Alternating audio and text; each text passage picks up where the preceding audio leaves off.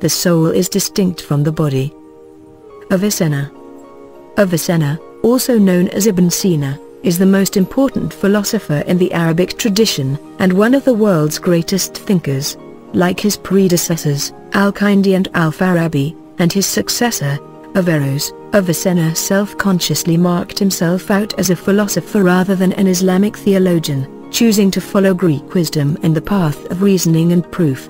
In particular, he saw himself as a follower of Aristotle, and his main writings are encyclopedias of Aristotelian philosophy. However, these works explain Aristotle's philosophy as rethought and synthesized by Avicenna. On some doctrines, such as the idea that the universe has always existed, Avicenna kept to the Aristotelian view despite the fact that it clashed with Islamic orthodoxy, but in other areas he felt free to depart radically from Aristotle. One striking example is his explanation of the relationship between mind, self or soul, and body. Mind and body are distinct. Aristotle claims that the body and mind of humans, and other animals, are not two different things, or substances, but one unit, and that the mind is the form of the human body.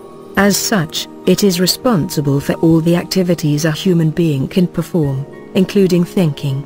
For this reason Aristotle does not seem to think it possible for anything to survive the death of the body. By contrast, Avicenna is one of the most famous dualists in the history of philosophy. He thinks that the body and the mind are two distinct substances. His great predecessor in this view was Plato, who thought of the mind as a distinct thing that was imprisoned in the body. Plato believed that at the point of death, the mind would be released from its prison, to be later reincarnated in another body. In seeking to prove the divided nature of mind and body, Avicenna devised a thought experiment known as the Flying Man. This appears as a treatise on the soul, within his Book of Healing, and it aims to strip away any knowledge that can possibly be disproved, and leave us only with absolute truths. It remarkably anticipates the much later work of Descartes, the famous dualist of the 17th century, who also decided to believe nothing at all except that which he himself could know for certain. Both Avicenna and Descartes want to demonstrate that the mind or self exists because it knows it exists, and that it is distinct from the human body. The Flying Man. In the Flying Man experiment, Avicenna wants to examine what we can know if we are effectively robbed of our senses, and cannot depend on them for information. He asks us each to imagine this: suppose I have just come into existence, but I have all my normal intelligence. Suppose, too, that I am blindfolded and that I am floating in the air, and my limbs are separated from each other, so I can touch nothing. Suppose I am entirely without any sensations. Nonetheless, I will be sure that I myself exist. But what is this self, which is me? It cannot be any of the parts of my body, because I do not know that I have any. The self that I affirm as existing does not have length or breadth or depth. It has no extension, or physicality. And, if I were able to imagine, for instance, a hand, I would not think that it belonged to this self which I know exists.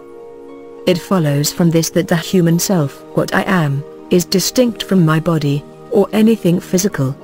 The Flying Man experiment, says Avicenna, is a way of alerting and reminding oneself of the existence of the mind as something other than, and distinct from, the body.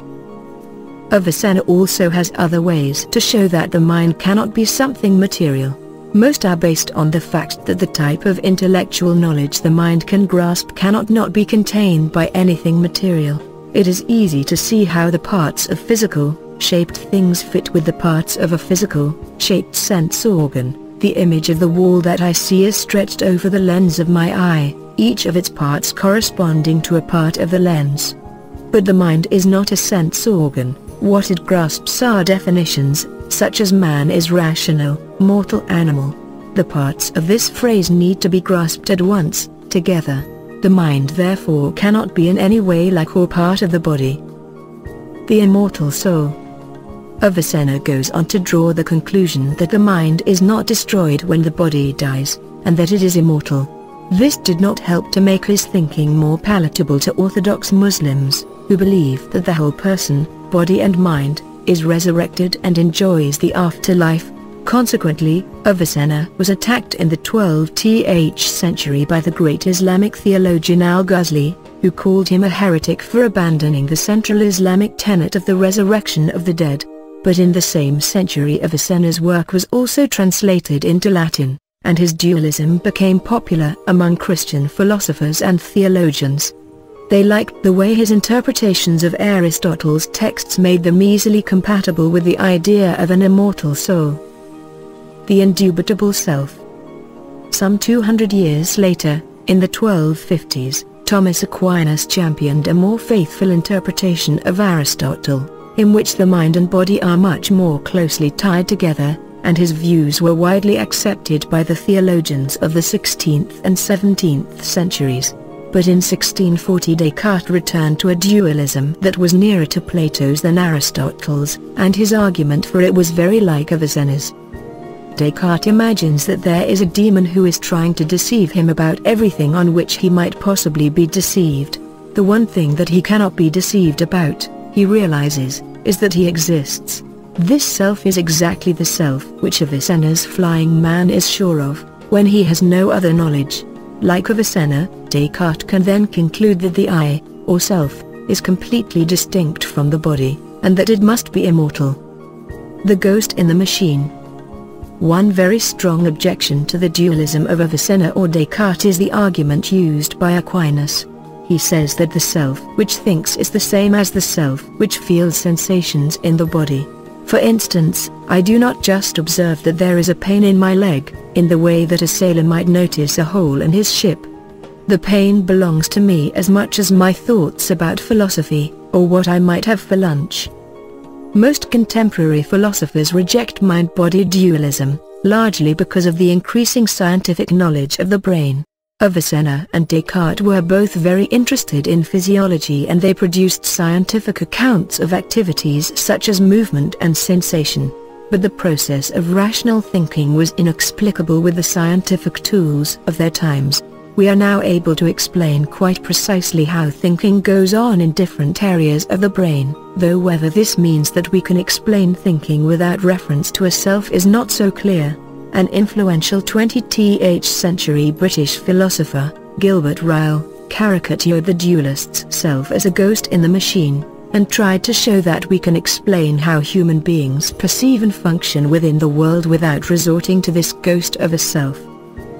Today philosophers are divided between a small number of dualists, a larger number of thinkers who say that the mind is simply a brain, and the majority, who agree that thinking is the result of the physical activity of the brain, but still insist there is a distinction between the physical states of the brain, the gray matter, the neurons, and so on, and the thinking which derives from them. Many philosophers, especially continental European thinkers, still accept the results of Avicenna's thought experiment in one central way.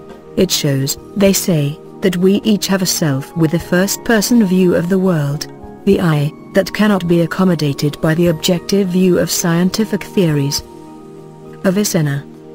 Ibn Sina, or Avicenna as the Europeans called him, was born in 980 in a village near Bukhara, now in Uzbekistan. Although he wrote mainly in Arabic, the language of learning throughout the Islamic world, he was a native Persian speaker.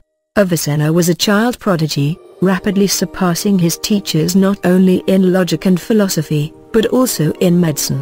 While still in his teens, he became known to the Samanid ruler Ibn Manzur as a brilliant physician, and was given the use of his magnificent library. Avicenna's life was spent in the service of various princes, both as physician and political advisor.